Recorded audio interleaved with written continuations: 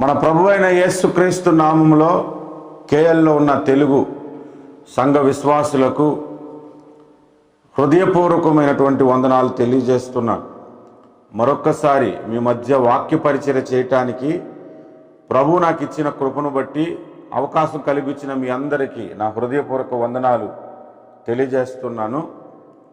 బైబిల్లో అనేకమైనటువంటి మర్మమైనటువంటి సంగతులు ఉన్నాయి.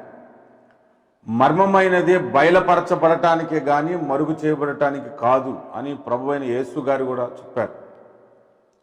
మన ప్రభువు చెప్పినటువంటి ఆ మాటను బట్టన్న బైబిల్లో అర్థం కాని విషయాలను అర్థం చేసుకునే ప్రయత్నం మనం చేయాలని మిమ్మలను మీకు మనవి చేస్తున్నాను. ఒకవేళ మీకు ఎప్పుడైనా అవకాశం ఉంటే బైబిల్లోని ఏదైనా పుస్తకమును గురించి కానీ లేదా ప్రత్యేకమైన బైబిల్ సబ్జెక్ట్ ఏదైనా మీకు అవసరం అనుకుంటే కంటిన్యూస్గా మాట్లాడే అవకాశం కలుగజేస్తే కనుక మీకు అద్భుతమైన సందేశాలు ఇవ్వటానికి క్రీస్తు దాసుడిగా మీకు ఎల్లప్పుడూ నేను సిద్ధంగా ఉంటాను. ఈరోజు చదవబడిన లేఖన భాగము ప్రకటన గ్రంథము 12:7 నుంచి 10 వచనాలు. 12:7 నుండి 10 వచనాలు. అక్కడ ఉన్న విషయాలు చెప్పి ప్రార్థన చేసి వాక్యపు లోతుల్లోనికి మనం వెళ్దాం. పరలోకంలో యుద్ధం జరిగింది. ఎవరికి యుద్ధం జరిగింది అంటే మికాయేలు దూతలు, సాతానుకి సాతాను దూతలకి, రెండు వర్గాలకు మధ్య యుద్ధం జరిగింది. ఈ యుద్ధం ఎక్కడ జరిగిందంటే పరలోకంలో జరిగింది. జరిగినప్పుడు సాతాను అతని దూతలను ఓడిపోయారు. మికాయేలు దూతలు విజయమును సాధించారు. సాతానిక ఓడిపోయిన తర్వాత వాడిని భూమి మీద పడవేయబడ్డాడంట. ఆ పడవేయబడినటువంటి సాతానును గురించి రాత్రింపగల్లో మన సహోదరుల మీద నేరము మోపువాడైన అపవాది పడద్రోయబడ్డాడు అని రాయబడి ఉంది. రాయబడిన తర్వాత గనుక ఇప్పుడు రక్షణయు శక్తియు రాజ్యమును మన దేవుని వాయను, ఇప్పుడు అధికారము ఆయన క్రీస్తుదాయను అన్నాడు. మికాయేలు దూత విజయమును సాధిస్తే ఆ విజయము ఎవరికి వెళ్ళిందంటే క్రీస్తుకు వెళ్ళింది. ఎందుకంటే క్రీస్తు రాజ్యము పక్షముగా యుద్ధము చేశాడు మికాయేలు దూత. అది ఇక్కడ మనం చదువుకున్న సంఘటన. అయితే ఇప్పుడు మనం చదువుకున్న ఈ సంఘటన ఇంకా జరగలేదు, జరగబోతుంది. జరగబోయే విషయాన్ని ముందుగానే బైబిల్లో దేవుడు రాయించాడు. ప్రార్థన చేసుకొని వాక్యపు వివరణలోనికి మనం వెళ్దాం. కృపా సత్య సంపూర్ణుడు అయిన మా తండ్రి, నమ్మకమైన నా దేవా, సర్వాధికారి సర్వశక్తిమంతుడా, జీవాధిపతి, నీకు స్తోత్రాలు చెల్లిస్తున్నాను. మర్మమై ఉన్నటువంటి మా ప్రభువా, నీకు వందనాలు చెల్లిస్తున్నాం. మీ జీవ వాక్కులో నుంచి మాతో మాట్లాడమని, మీ సత్యమును మాకు బయలుపరచమని యేసుక్రీస్తు పరిశుద్ధ నామమున ప్రార్థిస్తున్నాము తండ్రి, ఆమేన్. ఆమేన్.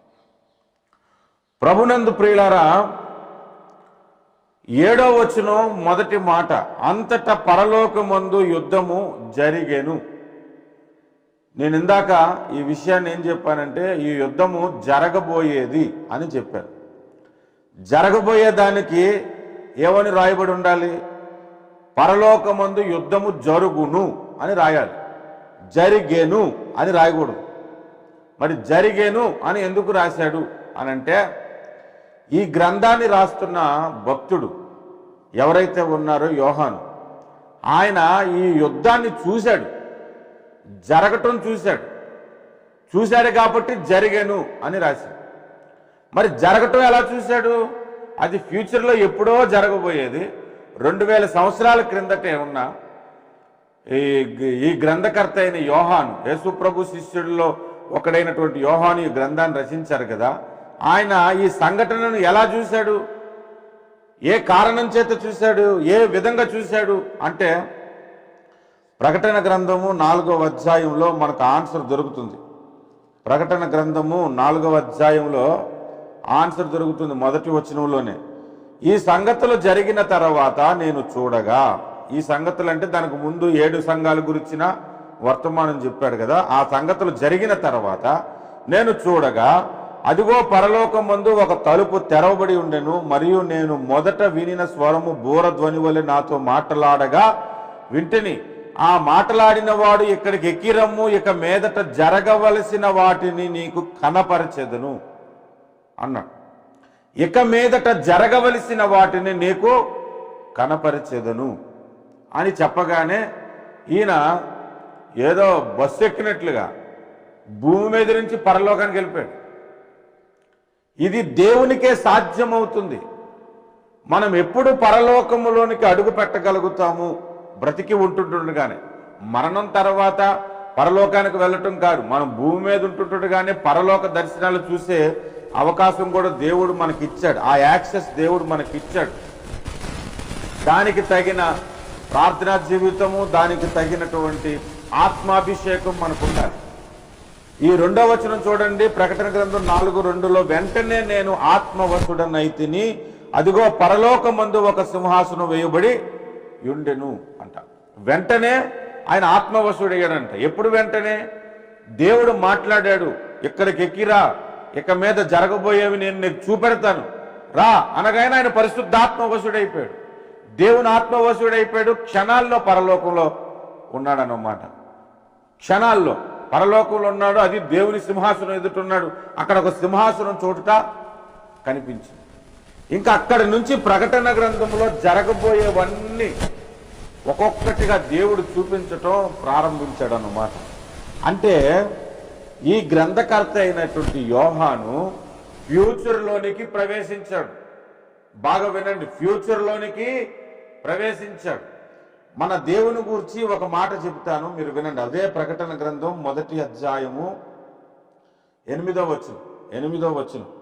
ఆల్ఫాయు ఒమేగయు నేనే, వర్తమాన భూత భవిష్యత్తు కాలములలో ఉండువాడను నేనే. దేవుని గురించి ఏమి రాయబడి ఉంది? వర్తమాన భూత భవిష్యత్తు కాలములలో ఉండువాడు.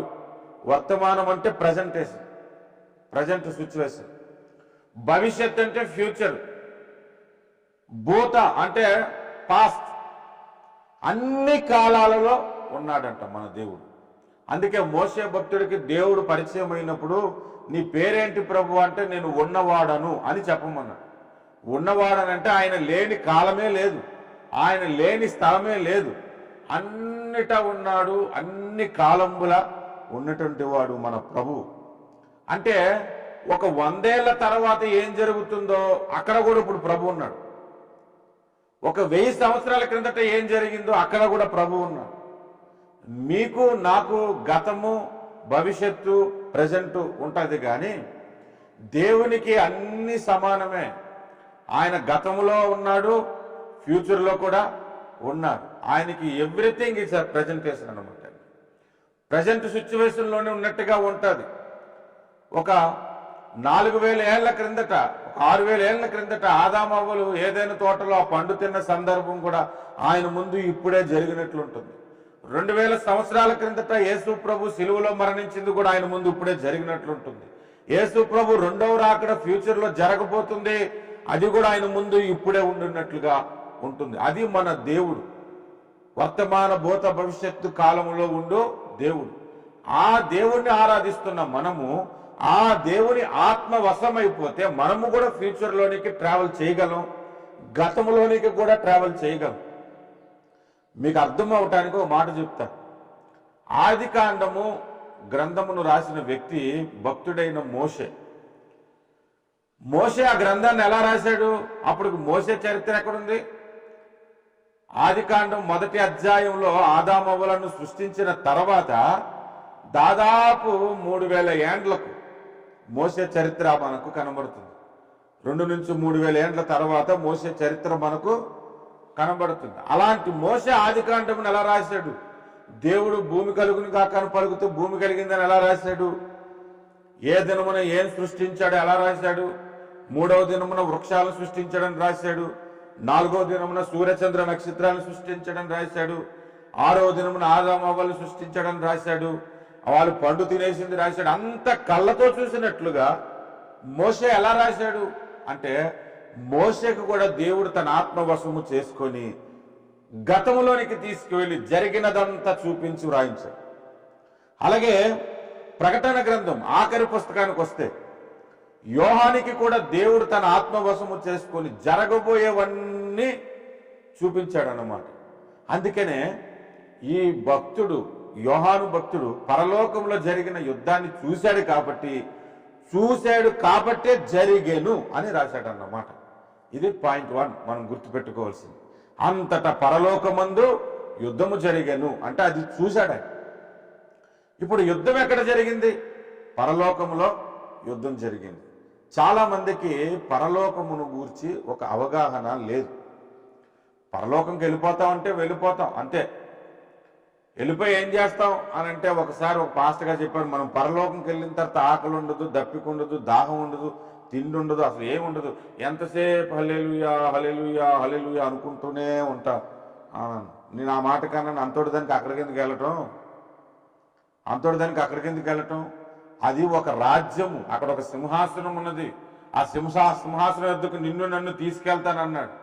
అంటే సింహాసనం దగ్గర నుంచి పరిపాలించే ఒక రాజ్యం అన్నమాట. ఈ భూమి మీద ఎన్ని ప్రపంచాలు ఉన్నాయో ఆ ప్రపంచాలన్నిటికీ అగ్రరాజ్యం పరలోక రాజ్యం. ఈ భూమి మీద ఎన్ని దేశాలున్నా ఈ దేశాలన్నిటికీ అమెరికా అగ్రరాజ్యము ఎలాగైతే ఉందో, ఈ విశ్వములో ఎన్ని ప్రపంచాలు ఉన్నాయో అన్ని ప్రపంచాలకి అగ్రరాజ్యము పరలోక రాజ్యం. పరలోకము నుండి అన్ని ప్రపంచాలను దేవుడు పరిపాలిస్తున్నాడు. అది పరలోకం అంటే. అక్కడికి పోయి ఎంతసేపు హల్లెలూయా అనుకునేదానికి కాదు. అక్కడ నుంచి పరిపాలన చేయటానికి దేవుడు నిన్ను నన్ను పిలిచాడు. రాజ్య అధికారం కొరకు దేవుడు నిన్ను నన్ను పిలిచాడు. చిన్నమంద భయపడకుడి, రాజ్యం అనుగ్రహించుటకు దేవుని చిత్తమై ఉన్నదన్నాడు. ఆత్మలో దీనులైన వారు ధన్యులు, వారు పరలోక రాజ్యమును స్వతంత్రించుకుంటారన్నాడు. పరలోక రాజ్యము వారిది అని ప్రభువు సెలవిచ్చాడు. కాబట్టి పరలోక రాజ్యం అనేది చాలా సింపుల్గా తీసుకోవద్దు. అది ఉన్నతమైనటువంటి రాజ్యం. అక్కడ ఆకలి ఉండదు కానీ ఆహారం ఉంటుంది. కడుపు నిండుగా తినొచ్చు. ఎంత తిన్నా బీపీ రాదు, షుగర్ రాదు, అనారోగ్య పాలం కావు. అలాంటి ఉన్నతమైనటువంటి రాజ్యంలో యుద్ధం జరగటం ఏంటి? అవివేకముగా కొంతమంది ప్రసంగాలు చేసేటప్పుడు నేను విన్నాను, పరలోకం అంటే అక్కడ యుద్ధాలు లేనటువంటి దేశము, యుద్ధాలు లేనటువంటి రాజ్యం అని. మరి బైబిల్లో పరలోకంలో యుద్ధం జరిగినట్టు కనబడుతుంది. పరలోకములోండే అసలు పాపం అనేది ప్రారంభమైంది తెలుసా మీకు? అసలు సాతాన్ అనేవాడు మొట్టమొదట పరలోక బహిష్కరణ జరిగినప్పుడు ఏ కారణం చేత పరలోక బహిష్కరణ సాతానికి జరిగిందంటే, దేవునికి విరోధముగా వాడు పాపం చేశాడు. దేవునికి విరోధముగా తన మనసులో ఆయన సింహాసనం మీద కూర్చోవాలని తలంచాడు. అందుకని దేవుడు వాడిని తిరగదోశాడన్నమాట. పరలోకములో మనము చేరే సమయానికి ఇంకెన్నడూ యుద్ధాలు జరగవు. మనము చేరే సమయానికి ఇంకెన్నడూ పాపము ప్రవేశించదు. ఉన్నదంతా కూడా ఆనందమయమే ఉండబోతుంది పరలోక రాజ్యం. ప్రస్తుతం పరలోక రాజ్యములో కూడా కొంత గలిబిలి ఉన్నది కాబట్టే అక్కడికి ఇంకా అపవాది అనేవాడు వెళ్తున్నాడు, వస్తున్నాడు. వీడు అక్కడికి వెళ్ళే యాక్సెస్ ఉంది అంటే అక్కడ గలిబిలి లేకుండా ఎలా ఉంటుంది చెప్పండి? అసలు యుద్ధము జరిగిందే పరలోకములో. అక్కడికి సాతాను అనగా ఘట సర్పము అక్కడికి వెళ్ళగలుగుతున్నాడు. వాడు దూతలు కూడా అక్కడికి వెళ్ళగలుగుతున్నాడనే కదా. ఇప్పుడు మీకు అర్థం అవటానికి ఒక మాట చెప్తాను. ఒకప్పుడు పరలోకములో ఈ సాతాను పక్షముగా ఉన్న దూతలకు బహిష్కరణ జరిగింది, కానీ పరలోకానికి వెళ్ళే అధికారము వాడు కోల్పోలేదు. చంద్రబాబు నాయుడు గారు సీఎం పదవి పోయిన తర్వాత అసెంబ్లీకి వెళ్ళే అధికారం పోగొట్టుకోలేదు, అసెంబ్లీకి వెళ్ళగలడు ఇంకా. అలాగే సాతాను పరలోక బహిష్కరణ జరిగింది కానీ పరలోకములో వాడుకున్న పదవి పోయింది, కానీ పరలోకములో వాడుకున్న హోదా పోయింది, కానీ ఇప్పటికీ పరలోకానికి వెళ్ళగలడు, రాగలడు. మీరు యోబు గ్రంథం 1వ అధ్యాయం మీరు చదువుకుంటే, యోబు గ్రంథం 1వ అధ్యాయంలో దేవదూతలందరూ సమకూడి కలుసుకునే ఒక దినము తటస్థించిందంట. 1వ అధ్యాయం 6వ వచనంలోనే కనబడుతుంది. అక్కడికి అపవాది అనేవాడు కూడా వచ్చేశాడు. దేవుడు అడిగాడు, నువ్వు ఎక్కడి నుంచి వచ్చావని. భూమి మీద అటు ఇటు తిరుగులాడుచూ వచ్చానని చెప్పాడు. ఇదే మాట మరలా యోబు గ్రంథం 2వ అధ్యాయం 1వ వచనంలో కూడా దేవదూతలందరూ సమావేశమయ్యే ఒక దినము మరి ఒక దినము తటస్థించింది. అప్పుడు కూడా అపవాది అనేవాడు అక్కడికి వచ్చేసి అక్కడ ఏం చేస్తున్నాడు? యోబు గురించి చెప్తున్నాడు. సహోదరుల గురించి నేరం మోపడానికి ప్రయత్నిస్తే దేవుడు అన్నాడు, నా సేవకుడని యోబు గురించి ఆలోచించావా?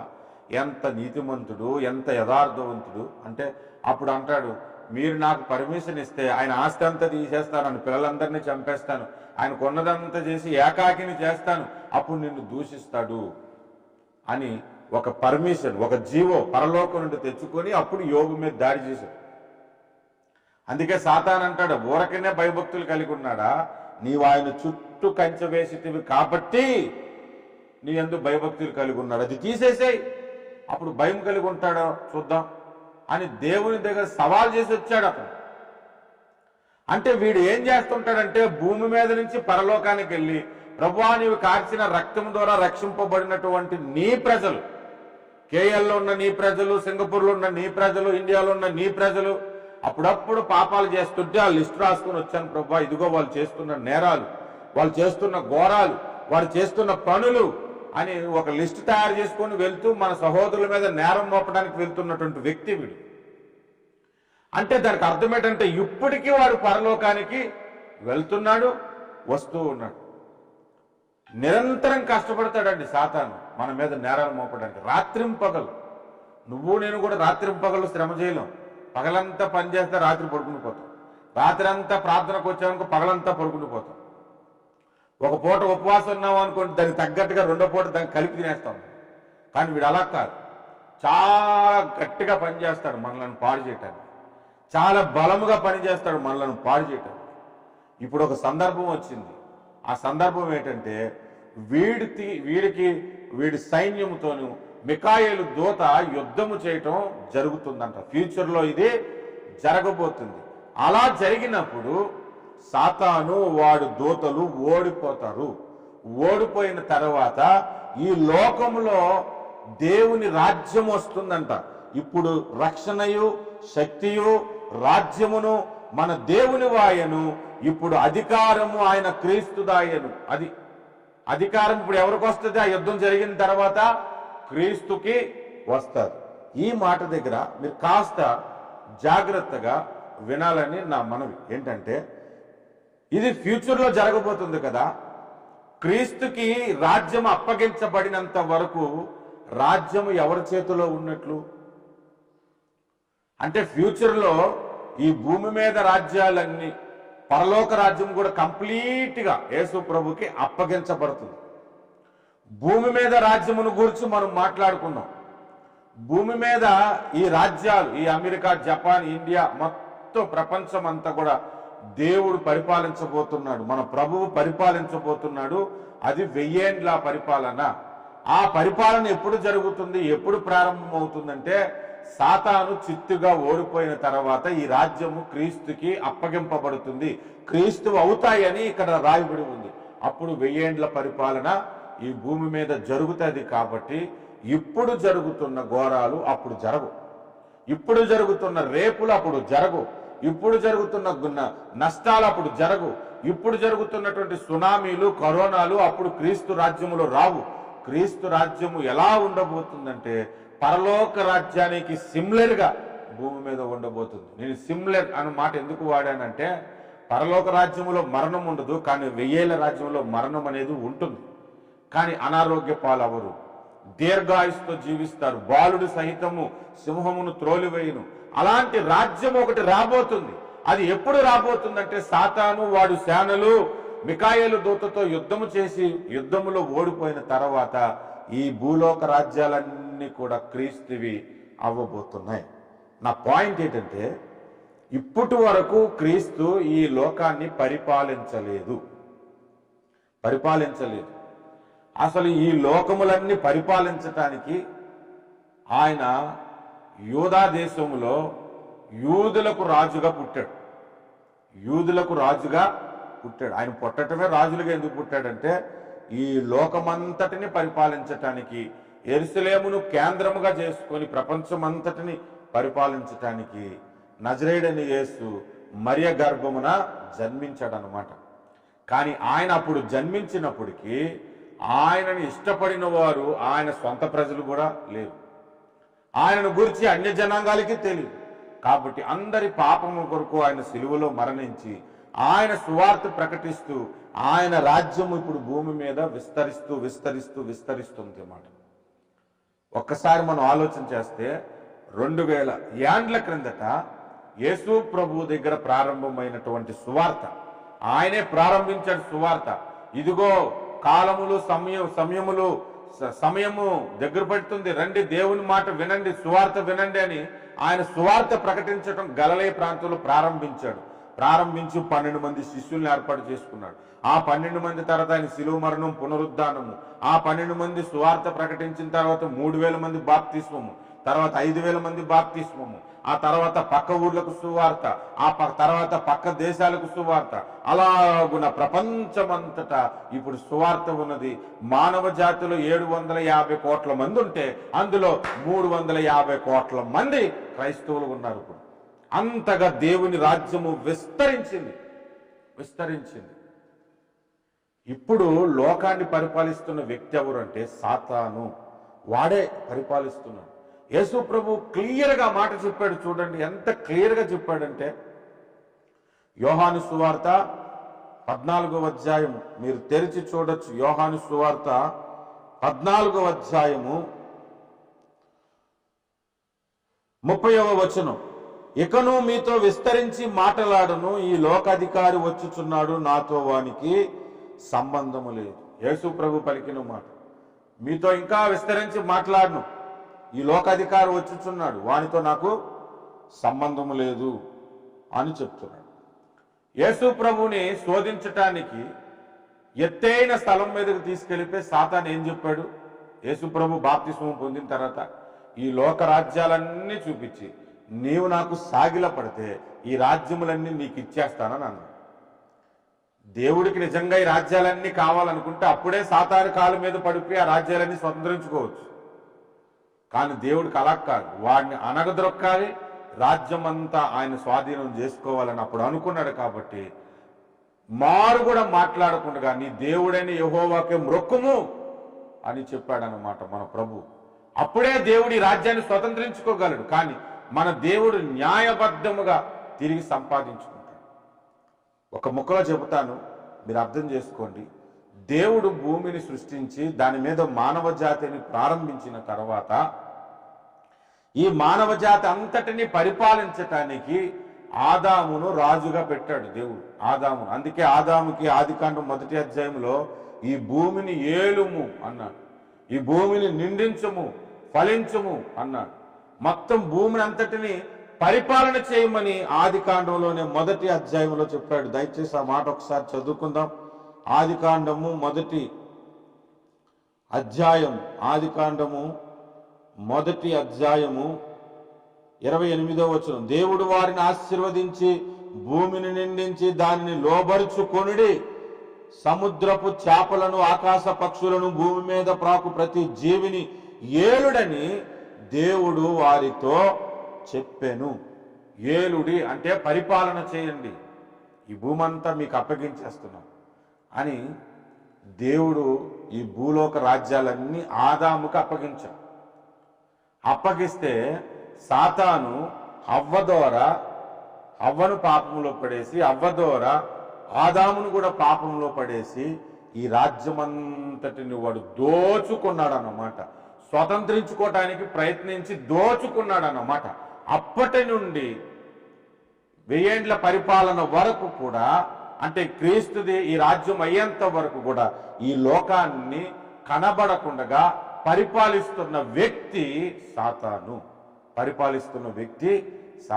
వాడు కంటికి కనబడడు, చెవికి వినబడడు, కానీ వాడి పరిపాలన మాత్రం ఈ లోకంలో జరుగుతుంది. అందుకే భూకంపాలు వస్తున్నాయి, అందుకే ఎక్కడ పడితే అక్కడ గ్యాంగ్ రేపులు జరుగుతున్నాయి, మర్డర్లు జరుగుతున్నాయి. భయంకరంగా ఈ లోకం ఉన్నది. ఎందుకంటే ఈ లోకము సాతాను చేతిలో ఉన్నది, సాతాను చేతిలో ఉంది. ఈ లోకములో ఉన్న వ్యక్తులు సాతాను చేతిలో ఉన్నారు. మనమైతే ప్రభు కృపను బట్టి సాతాను బంధకాల్లో నుంచి ఆయన రక్తము ద్వారా మనము విమోచింపబడ్డాం. ఇది నేను చెబుతున్నటువంటి ఈ పిక్చర్. అయితే నేను మీకు చెప్పాలనుకున్న ఒక సందేశం ఏంటి అంటే, ఒక అద్భుతమైన ఒక 4 మాటలు చెప్తా. 4 మాటలు. అది మీరు గుర్తు పెట్టుకుంటే మన ఆధ్యాత్మిక జీవితానికి ఎంతో మేలుకరంగా ఉంటుంది, ఎంతో మేలుకరంగా. ప్రస్తుతము ఈ లోకమును పరిపాలిస్తున్న వ్యక్తి సాతాను. ఫ్యూచర్లో సాతాను ఓడిపోతాడు. అప్పుడు ఈ రాజ్యాలన్నీ క్రీస్తు అవుతాయి. క్రీస్తు పరిపాలించబోతున్నాడు. ప్రస్తుతము సాతాను పరిపాలిస్తున్నాడు కాబట్టి నీవి లోకంలో క్రీస్తు కొరకు జీవిద్దాం అని ప్రారంభించినప్పటి నుంచి అనేకమైన శోధనలు నీ మీదకు వస్తాయి. మీరు ఎప్పుడైనా గమనించారో లేదో, ఈ రోజు నుంచి రోజుకు 1 గంటన్న ప్రార్థన చేద్దాం అనుకొని ఫస్ట్ డే సక్సెస్ఫుల్గా 1 గంట ప్రార్థన చేస్తాం. 2వ రోజు నుంచి వచ్చేస్తాయి ప్రాబ్లం, 3వ రోజు నుంచి వచ్చేస్తాయి, లేదా 10 రోజులు జరుగుతుంది. 10 రోజుల తర్వాత నుంచి ప్రాబ్లం స్టార్ట్ అయిపోవచ్చు. ఇలాగా అనేక విధాలుగా దుష్టుడు మనల్ని డిస్టర్బ్ చేస్తాడు. ఈ రోజు నుంచి బైబిల్ చదువుదాం అనుకుంటాం. ఒక గ్రంథం చదవగానే 2వ గ్రంథానికి నీరసం వచ్చేస్తుంది. ఎందుకు? దేని కొరకు అనంటే దుష్టుడు నీ మీద ప్రయోగం చేస్తున్నాడు. నిన్ను చదవనవుడు, నిన్ను ప్రార్థించనవుడు, నిన్ను మందిరానికి వెళ్ళనవుడు, ఆధ్యాత్మిక విషయాలు ఏ విషయాల్లో కూడా నిన్ను వర్ధిల్లనవుడు. ఇంతకంటే ఘోరంగా వాడు చేసేది ఏంటంటే, వాడు చేసే పనులు నీకు లేనిపోని శోధనలన్నీ తీసుకురావటం వలన భక్తి జీవితంలో నుంచి వెనక్కి తొలగిపోతా. అదే వాడి టార్గెట్. యోబు జీవితంలో అదే జరిగింది. యోబు దగ్గరికి సాతాను మొదట వచ్చాడు శోధించటానికి. శోధిద్దామని ప్రయత్నించాడు. సాతాను యోబును ముట్టుకుందాం, యోబుని పిల్లల్లో ముట్టుకుందాం, యోబు ఆస్తిని పాడి చేద్దామని ఎంత ట్రై చేసినా కుదరలేదు. ఎందుకంటే యోబు చుట్టూ దేవుడు కంచె వేశాడంట. యోబు గ్రంథము 1వ అధ్యాయము, యోబు గ్రంథము 1వ అధ్యాయంలో మనం చూడొచ్చు. 9వ వచనం, అపవాది యోబు ఊరకయే దేవుని యందు భయభక్తులు కలవాడాయన, నీవు అతనికి, అతని ఇంటి వారికి, అతనికి కలిగిన సమస్తమునకును చుట్టూ కంచె వేసితివి గదా అన్నాడు. ఏం చేశాడు? చుట్టూ కంచె దేవుడు వేశాడంట. ఒకవేళ దేవుడు నీ జీవితానికి కంచె వేస్తే సాతాను ముట్టుకోలేడు. నీ ఆస్తికి కంచె వేస్తే సాతాను ముట్టుకోలేడు. నీ ఆరోగ్యానికి కంచె వేస్తే సాతాను ముట్టుకోలేడు. యోబు సమస్తానికి దేవుడు కంచె వేశాడు. సాతాను ముట్టుకోలేకపోయేసరికి, దేవుని దగ్గరికి వెళ్ళేసరికి దేవుడు ఒక మాట అంటాడు, నా సేవకుడైన యోబు గురించి నువ్వు గమనించావా? అతడు యథార్థవంతుడు, నీతిమంతుడు అని చెప్పాడన్నమాట. అప్పుడు అంటున్నారు, ఊరకనే భక్తి కలిగి ఉన్నాడా ప్రభువా?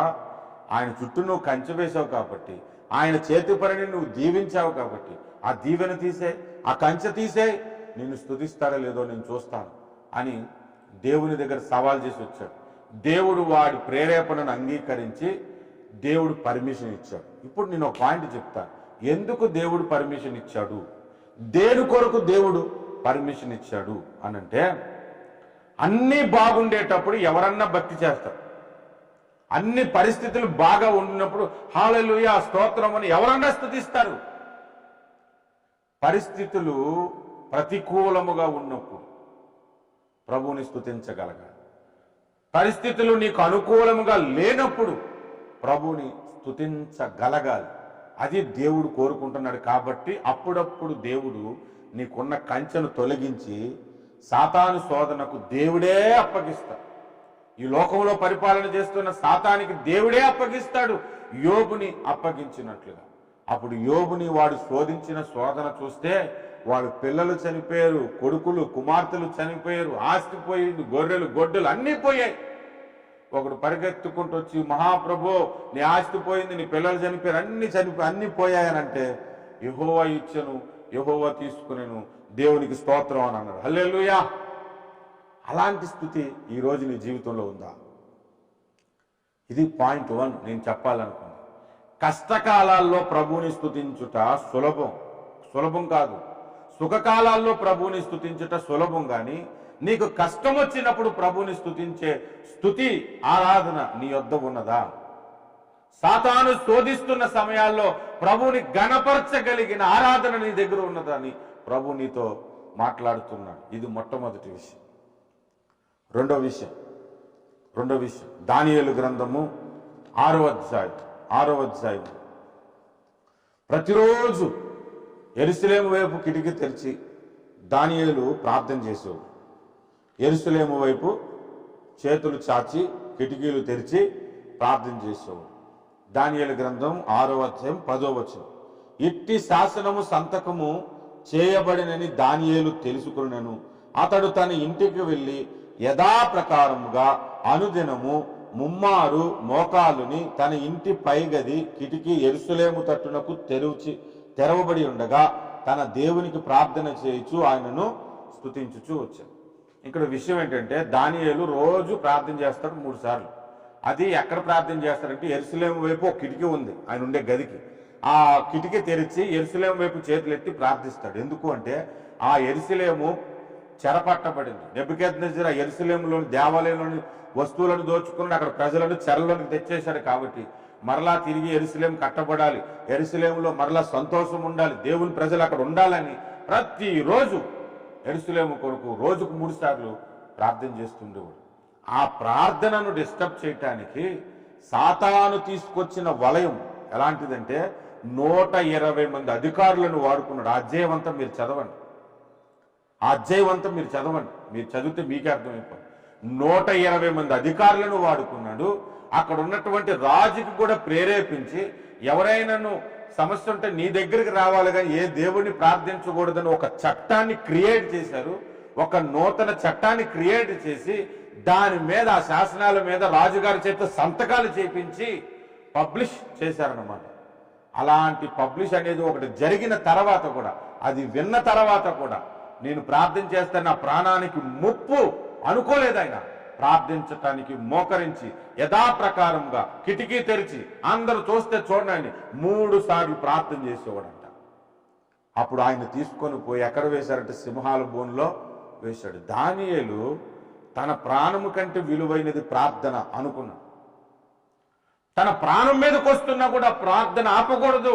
నా ప్రజలు, దేవుని ప్రజలు మరలా తిరిగి యెరూషలేములో తిరిగి కట్టబడాలి అని నిర్ణయించుకున్నాడు. ఎంత గొప్ప భక్తి అండి! ఆయన ప్రార్థన చేయకుండా ఆటంకం వచ్చింది. నీకు నాకు ప్రార్థనకు ఆటంకాలు ఏంటో తెలుసా? మన పాపములు దేవునికి చేరకుండా అడ్డంగా వస్తాయి. ఇలాంటి ఆటంకాలు మనకు వస్తున్నాయి. మనం చేసే పొరపాట్లు మన ప్రార్థనలకు ఆటంకాలు. దానియేలు పరిశుద్ధుడు. మొదటి అధ్యాయంలోనే ఒక సర్టిఫైడ్ ఉంది, ఆయన సర్టిఫైడ్ కాపీ ఉంది ఆయన గురించి. ఆయన పవిత్రతను కోరుకున్నవాడు. అలాంటి పరిశుద్ధుడు నా పాపమును గురించి అని ప్రార్థించే వ్యక్తి కాడు ఆయన. కానీ ఆయన ప్రార్థనకు వచ్చే ఆటంకం ఏంటంటే అసలు ప్రార్థించకుండా దుష్టుడు ఒక ఆటంకాన్ని కలిగజేశాడు. అయినా ప్రార్థన చేస్తున్నాడు. ఇలాంటి భక్తి జీవితం కొరకు దేవుడు నిన్ను నన్ను పిలుస్తున్నాడు. ఆటంకాలున్నా ప్రభువును స్తుతిస్తున్నావా? ఆటంకాలున్నా ప్రార్థన జీవితాన్ని కొనసాగిస్తున్నావా? ప్రభు నిన్ను అడుగుతున్నాడు. అదే దానియేలు గ్రంథంలో 3వ అధ్యాయంలో మనం చూస్తే 2వ అధ్యాయంలో నెబుకద్నెజరుకు ఒక కళ వచ్చింది. ఆ కళ మర్చిపోయాడు. ఆ కళ భావమును ఎవరైతే చెబుతారో వాళ్ళకు బహుమతులు ఇస్తాను, లేకపోతే వాళ్ళు ప్రాణాలు తీస్తాను అన్నాడు నెబుకద్నెజరు. మీకు సింపుల్గా చెప్పుకుంటూ వెళ్ళిపోతున్నా. చెబితే అక్కడికి వచ్చినటువంటి కవేశ్వరులు కానీ, జ్యోతిష్యులు కానీ, కల్దీలో ఉన్నటువంటి వాళ్ళకి తెలిసిన జ్ఞానం కలిగిన వారు అందరూ పోగయ్యారు. రాజుతో ఒక మాట చెప్పారు, కళ చెప్తే కళ భావం చెప్పగలం కానీ అసలు కళ కూడా మేమే చెప్పాలంటే ఇదెక్కడ న్యాయం సార్, మా వల్ల కుదరదు సార్ అని చెప్పేశారు అన్నమాట. రాజు కోపం వచ్చింది. చెప్పకపోతే ఇంకేమి, మీరు నా దేశంలో ఉండడం, ఇలాంటి వాళ్ళు బ్రతుకున్నామంటే బ్రతకపోయినా ఒకటి, ఒక్కొక్కరిని వేసి పడేయమని చెప్పారు. వాళ్ళని చంపడానికి రాజాజ్ఞ బయలుదేరిందని దానియేలు తెలుసుకొని దానియేలు రాజు దగ్గరికి వెళ్ళి నాకు కొంచెం గడివవు, కలభావమును నేను నీకు చెబుతాను అని చెప్పాడు దానియేలు కదా. చెప్పిన తర్వాత ఆయన ప్రార్థన చేయటం ప్రారంభించాడంట. తన సహోదరులను హెచ్చరించాడంట. హెచ్చరించి ఎంత ప్రార్థన చేసి ఉంటాడో మరి. కలభావం మళ్ళా రిపీట్ చేశాడు దానియేలుకి. నెబుకద్నెజరుకు వచ్చిన కళ దానియేలుకు దేవుడు రిపీట్ చేశాడు. అంతటి ప్రార్థనా జీవితం కలిగిన వాడండి దానియేలు. షడ్రాక్ మెషక్ అబేద్నెగోలు ఉన్నారు. అక్కడ కూడా ఒక చట్టాన్ని తయారు చేశారు. రాజు ఒక మైదానములో ఒక విగ్రహాన్ని నిలిపాడంట. నిలిపి దానిని మ్రొక్కాలి, బోర్లు ఊదినప్పుడు, జయధ్వనులు వచ్చినప్పుడు, సంగీతము మీకు వినబడినప్పుడు అక్కడికి వచ్చి ఆ ప్రతిమను మీరు మ్రొక్కాలి అని ఒక ఆజ్ఞ పెట్టాడు. ఆ సంగీత ధ్వనులు వినబడుతున్నప్పుడు దేశంలో ప్రజలందరూ అక్కడికి వెళ్ళిపోయి ఆ బొమ్మ మీద పడిపోయి, ఆ విగ్రహం మీద పడిపోయి, ఆ ప్రతిమ మీద పడిపోయి మొక్కుతూ ప్రార్థనలు చేస్తున్నారు. షడ్రాక్ మెషక్ అబేద్నెగోలు ఎగలేదు. ఒక ముగ్గురు మాత్రం నువ్వు పెట్టినటువంటి విగ్రహాన్ని మ్రొక్కటలేదు ప్రభు అని ఒక కంప్లైంట్ రాజుగారి దగ్గరికి వెళ్ళి ఆ ముగ్గురిని తీసుకురండి అని. ముగ్గురిని తీసుకొచ్చారు. మీరెందుకు నేను చేసిన ప్రతిమను మ్రొక్కలేదు అని అంటే ఆ ముగ్గురు ఇచ్చినటువంటి స్టేట్మెంట్ 16 నుంచి మనం చదువుదాం. 3వ అధ్యాయం దానియేలు గ్రంథం 16. షడ్రకు మెషాకు అబేద్నెగోయు రాజుతో ఇలాగూ చెప్పిరి, నెబుకద్నెజరు, ఇందును గూర్చి నీకు ప్రత్యుత్తరం ఇవ్వాలన్న చింత మాకు లేదు. అసలు మొట్టమొదటి మాటే నాకు బాగా నచ్చిన మాట. అసలు నీకు ప్రత్యుత్తరం ఇవ్వాలని, నీకు ఆన్సర్ చేయాలని చింతే లేదంట అసలు ముందు. మనమైతే ముందు చింతపడతాం, ఒకళ్ళు అడిగితే ఏం చేద్దాం, ఆ తర్వాత ఎవరో చెప్పాలి, పోతే పోనేయండి ప్రాణాలు, మన ప్రభు కంటే ఏంటంటే గొప్ప అని తర్వాత మనకు మనం చెప్పుకుంటూ అసలు ముందు నుంచి వాళ్ళకి చింతే లేదంట. అసలు రాజు అడిగితే ఏం చెప్పాలన్న ఆన్సర్ కొరకు చింతే లేదంట. అసలు మాకు చింతే లేదు, మేము సేవించుచున్న దేవుడు మండుచున్న వేడిమి గల ఈ అగ్ని గుండము నుండి మమ్మను తప్పించి రక్షించుటకు సమర్థుడు, మరియు నీ వశమును పడకుండా ఆయన మమ్మను రక్షించును. ఒకవేళ రక్షింపకపోయినను, ఆ మాట అండి అసలు ఇంపార్టెంట్. ఒకవేళ రక్షింపకపోయినను నేను మీరు పెట్టిన ప్రతిమను మ్రొక్కమంటే మ్రొక్కమని చెప్పేసి. ఈ విశ్వాసం దేవుడికి కావాలి. దేవుడు నువ్వు ప్రార్థిస్తే నీకు వచ్చేస్తున్నాయంటే ఆ విశ్వాసం పెద్ద విశ్వాసం కాదు. నువ్వు ప్రార్థించినా పొందుకొని ఏవైనా ఉంటే ప్రభు ఇవ్వకపోయినా పర్వాలేదు, ఆయన యందు నా విశ్వాసము తొలగిపోదు అని నువ్వు నమ్మటము దేవుడికి కావాలి. అంటే అనుకూల పరిస్థితుల్లో విశ్వసించటం అందరికీ సులభమే. ప్రతికూల పరిస్థితుల్లో కూడా ఆయన యందు విశ్వాసం కలిగి ఉండాలి. మొట్టమొదటిది ప్రతికూల పరిస్థితుల్లో ఆయన స్తుతించాలి. రెండవది ప్రతికూల పరిస్థితుల్లో ఆయన ప్రార్థించాలి. మూడవది ప్రతికూల పరిస్థితుల్లో ఆయన యందు విశ్వాసం ఉంచాలి. ఇలాంటి పరిస్థితులు అంచె దినములలో రాబోతున్నాయి. అంచె దినములలో అబద్ధ క్రీస్తు అనేవాడు ఒకడు ఈ లోకాన్ని పరిపాలించడానికి రాబోతున్నాడు. యాంటీ క్రైస్ట్ రాబోతున్నాడు. 666 ముద్ర తెస్తాడు. వాడు కూడా ఒక ప్రతిమను చేస్తాడంట. ఆ ప్రతిమను మ్రొక్కమని ప్రేరేపిస్తాడంట. ఆ ప్రతిమను ఎవరు మొక్కుతారు అంటే 3 ఆర్లు ముద్ర వేసుకున్నాడు వెళ్ళి మొక్కుతాడు. కొంతమంది క్రైస్తవులు మ్రొక్కరు. అలాంటి క్రైస్తవులే దేవుడికి కావాలి. అలాంటి ప్రజలే దేవునికి కావాలి. కాబట్టి ప్రస్తుతము అంధకారము నుండి పరిపాలిస్తున్న సాతాను ప్రభుత్వంలో ఉన్న మనకు ప్రతికూల పరిస్థితులు ఎన్ని వచ్చినా, ఎన్ని తలక్రిందల పరిస్థితులు వచ్చినా యేసుని విడిచిపెట్టకూడదు. యేసుని విడిచిపెట్టకూడదు. ప్రకటన గ్రంథంలో ఉంటాడు, చివరి వరకు నమ్మకముగా ఉండుము, జీవ కిరీటము నీకు ఇచ్చేదను అన్నాడు. అంతము వరకు సహించువాడే రక్షింపబడునని మత్తయి సువార్త 24వ అధ్యాయంలో చెప్పాడు. కనుక ప్రియమైనటువంటి కేఎల్లో ఉన్న తెలుగు ప్రజలారా, ఇప్పుడున్న పరిస్థితులను బట్టి మీ జీవితంలో సాధారణంగా కలుగుతున్న శోధనలు కానీ, ప్రభుత్వం ద్వారా వస్తున్న శోధనలను బట్టి కానీ, మరి ఏ ఇతర కారణాలను బట్టి వస్తున్న శోధనలన్నిటిని బట్టి కానీ ఎప్పుడు కూడా నీ జీవితంలో స్తుతి విడిచిపెట్టొద్దు. నీ జీవితంలో ప్రార్థన విడిచిపెట్టొద్దు. నీ జీవితంలో విశ్వాసములో నుండి తొలగిపోవద్దు. నీ జీవితంలో అసలు యేసుని విడిచిపెట్టొద్దు. నమ్మకముగా చివరి వరకు జీవించు. నమ్మకముగా చివరి వరకు దేవుని కొరకు నిలవబడు. నీవు నిలవబడినప్పుడు ఒకరోజు ఈ లోకరాజ్యాలన్నీ క్రీస్తువైపోతాయి. అప్పుడు ఉన్నత స్థితిలో నిన్ను కూడా దేవుడు ఉంచుతాడు. ఇది క్రైస్తవ సమాజానికి దేవుడు అందిస్తున్నటువంటి వాక్కు. పరలోకం నుండి దేవుడు పంపిన యెహోవా వాక్ ఇదే. ఈ వాక్కు కొరకు మీరు ఎదురు చూస్తున్నారని ప్రభు నన్ను ప్రేరేపిస్తున్నారు. మీకు ఎలాంటి పరిస్థితులు వచ్చినా మీ భక్తి జీవితంలో నుంచి తొలగిపోవద్దని దేవుడు ఈ సందేశాన్ని మీకు అందిస్తున్నాడు. రండి ప్రార్థన చేసుకుందాం. ప్రార్థన చేసుకుని ప్రభు యొక్క వాక్యమును బట్టి ప్రభుని స్తుతిద్దాం. స్తోత్రాలు స్తోత్రాలు తండ్రి, పరిశుద్ధ రాజా, పరలోకపు తండ్రి, నీకు వందనాలు. ఇదిగో నీ కుమారులు కుమార్తెలు ఈ వాక్యమును విని ఉన్నారు ప్రభా. సత్యమును గ్రహిస్తారని విశ్వసిస్తూ ఉన్నాను. ఫ్యూచర్లో నాయన ఒక యుద్ధం జరగబోతుంది. ఆ యుద్ధంలో సాతాను వాడి సేనలు ఓడిపోతారని మేము గ్రహిస్తున్నాము. అప్పుడు ఈ లోకరాజ్యాలన్నీ మీ రాజ్యములు అవుతాయని, మీరు పరిపాలిస్తారని, అప్పటి వరకు ఈ లోకములో చీకటి ప్రభావాలతో ఈ పరిపాలన జరుగుతుంది, అంధకారం నుంచి సాతానే పరిపాలిస్తున్నాడని మేము తెలుసుకున్నాం నాయన. వాడు పరిపాలిస్తున్న ఈ లోకములో మమ్మల్ని రక్షించారు. అయినప్పటికీ మా మీద అనేకమైన దాడులు వాడు ఆరోగ్యపరముగా, ఆర్థిక పరముగా, ఆధ్యాత్మిక విషయాలలో దాడి చేస్తూ వస్తూ ఉంటుండగా అన్ని విషయములలో మాకు విజయమును అనుగ్రహించి, మాకు బలమును అనుగ్రహించి, ప్రతి సమయమందు నిన్ను స్తుతిస్తూ ప్రార్థిస్తూ విశ్వాసమందు తొలగిపోకుండా నీ కృప మీద ఆధారపడుతూ మీ కొరకు నమ్మకమైన సాక్షులుగా జీవించి జీవకిరీటం పొందుకోవటానికి సహాయం చేయమని మా రక్షకుడు మీ ప్రియకుమారుడైన యేసు పరిశుద్ధ నామమున ప్రార్థిస్తూ ఈ తెలుగు సంఘాన్ని, కేరళలో ఉన్న తెలుగు ప్రజలను దీవిస్తున్నాము తండ్రి. Amen, amen. Praise the lord. వాక్యాన్ని ప్రకటించడానికి అవకాశం ఇచ్చినందుకు కేరళలో ఉన్న సంఘానికి, బ్రదర్ అనిల్ గారికి, వారి కుటుంబానికి, సంఘ పెద్దలకు నా హృదయపూర్వక ధన్యవాదాలు తెలియజేసుకుంటున్నాను. థ్యాంక్ యూ సో మచ్ అండి.